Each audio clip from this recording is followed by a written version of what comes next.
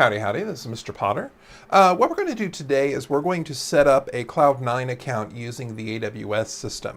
Now, if you already have a Cloud9 account, then you can go ahead and log in with your existing information. But if you've never set one up or you want to set up a new one, this is how you would go about doing this. So I'm on the Cloud9 website. Link's going to be down in the description. And I'm just going to go ahead and click Get Started with AWS Cloud9. Now you will see stuff that's a little bit different from the videos I've had in the past. I'm going to be pausing quite a bit because I don't want my personal information to show up, but I am going to be typing information in these fields. So I'm going to be pausing quite a bit in this video, so just be aware of that. I'm going to click Create a new AWS account. And then I've got fields over here on the right. So I'm going to need to make sure that I enter an email address. I'm going to have to type in some passwords and give an AWS account name. So I'm going to go ahead and take care of that. Once I've entered that information in and I've hit continue, now I'm going to actually put in some contact information. So this is going to be your personal address, telephone number, and so forth. So again, I'm going to pause here while I enter this information in. I'm going to go ahead and make sure I click to indicate that I've read. Make sure you read the AWS customer agreements, and then we're going to click this button down here to advance to the next step. All right, so at this point, I'm going to enter my credit card information. I've got my billing address, which you can see down there. I'm going to obscure that in the video, but I'm going to enter some credit card information. You're going to need something to do billing, even though after the first year, unless you exceed the use limits, you're not going to get charged. But you will need some credit card information in order to get this set up. So I'm going to take care of that and move on to the next page. And then it's going to ask me to verify my phone. It's going to text me and it's going to send me a 4-digit code that I'm going to have to respond to verify that I do own this phone. So I'm going to type in the security check down here, GY6ABB. When I click the Call Me Now button, it's going to show me the code that it's going to send to my phone. Bring my phone real quick. And so it's going to call me.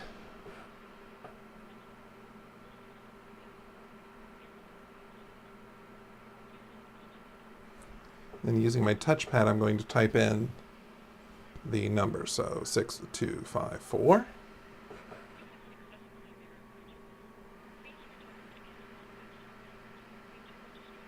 And so now it's verified my identity. So now I've got an account here. I'm going to go ahead and click continue. I'm going to select the free plan because that's what I am, but if you want to use this for a lot more, you can do more. I'm going to go ahead and click on the free here. And then now that I've got this, I can go ahead and sign into the console. So I'm going to go ahead and sign into this console real quick. All right, so at this point, if you want to access your Cloud9, you're going to go up to Services, and you're going to choose Cloud9. Now realize that it may take about 24 hours for this to verify your credit card and do other things, but once you get your credit card verified, you should be able to get up to the Cloud9 service. So what I'm going to do now is I'm going to go ahead and get onto my existing Cloud9 service and kind of show you what you should expect to see. So when you've logged on to your Cloud9, you'll see different instances. You may not see any of these instances, but what you can go ahead is click the plus line to create a new workspace. So I'm going to go ahead and create a new workspace. So I'm going to call this Mr. Potter Test 1. There's going to be a short description, test of creating a workspace.